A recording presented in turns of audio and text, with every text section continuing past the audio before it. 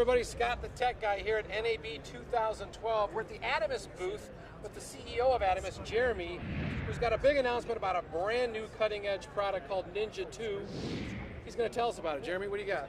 So Ninja 2 adds HDMI output to Ninja 1. So Ninja 1 was a very popular product, especially for DSLR guys and the lower end HDMI cameras from Sony and Panasonic and those guys. So thank you for buying the product, and I'm sure that you've got a lot of customers out there that bought it.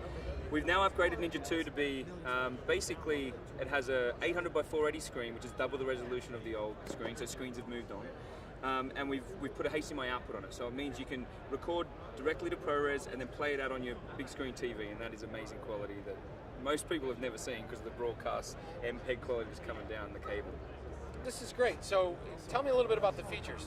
All right, so basically you've got a recorder, a monitor, and a playback device, or deck if you will, all in one. And why this is revolutionary is we're converging products together to give you better cost and lower cost. So there's three things: time, cost, and quality that you're balancing in the production process, from production through to post-production. Do I record in high quality? Do I use big hard disks?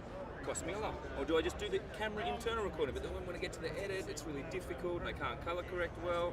So we decided to solve that problem. Instead of having a capture card going from crappy quality on the camera, MPEG, and coming in uncompressed and then going to ProRes or something like that, we said, hey, the sensor gives a completely perfect output. Why don't we just record that like a capture card but at the camera? And that's what we did. So we record directly to hard disks. You can use spinning disks or SSDs. This is a 500 gig Seagate. It cost me $99 at Fry's. And basically what you do, you put it in the case, which we give you. We call that the master caddy because it's so affordable with spinning disks. Your tape is back. You can keep this as a master instead of copying cards off and having this really bad workflow of not having the master copy. Because I sold capture cards for Canopus and Blackmagic for many, many years, and I know the post-production side. We basically put, as I said, a capture card at the camera, but then we can make a monitor, and then we go, wow, there's all these monitoring functions we need to add, so we've added those. Then there is the pre-edit that happens on the device. Smart Control is just an amazing feature, and I really urge people to take a look at it. It's a little lengthy to go through, but basically you do a favorite on the fly in monitoring or while you're in playback reviewing the footage, and your pre-edit is done. You give it to the editor, whoever's going to edit it, whether it's yourself or not if you're a one-man band. You give it to the editor already in the pre-cut form for you to ready to add transitions. You're moving the timeline forward exponentially. Correct. So 50% of editing time is now disappeared. Triggers from all the cameras. So I see you have an EX here, triggers from that camera. So you hit trigger on the camera, you can record internally and get a better quality on the top. And if something goes wrong in either, you've got a backup. So there's a lot of old cameras. Dust off your old HDV camera. You got a Z7 sitting around, take it out, plug it in. Not only is it flexible and it saves you money, we're recording here to a D800, Nikon D800. It's a 24p directly from the sensor. Now this isn't just any sensor, this is the biggest sensor in the world for photography.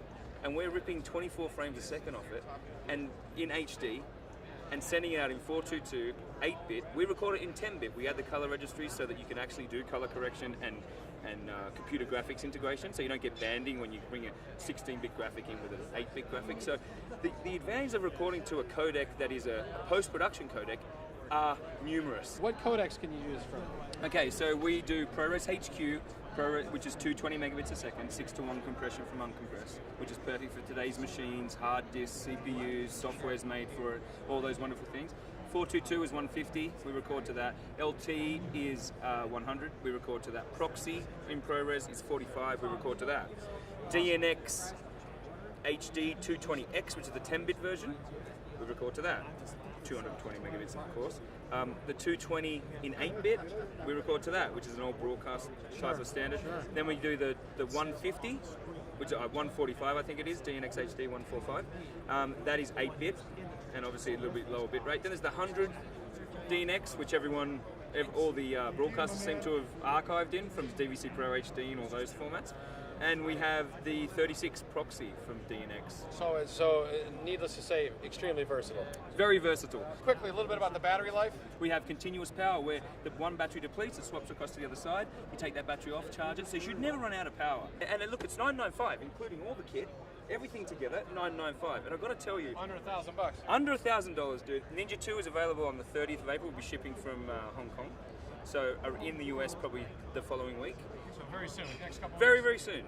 All right, well listen, I want to thank you. Before I let you go, I'm pretty good at this. I'm going to take a stab at where your accent's from. I'm going to go Ohio. Thanks a lot. Thanks a lot, dude. Cheers. Appreciate it. Thanks for your time, guys.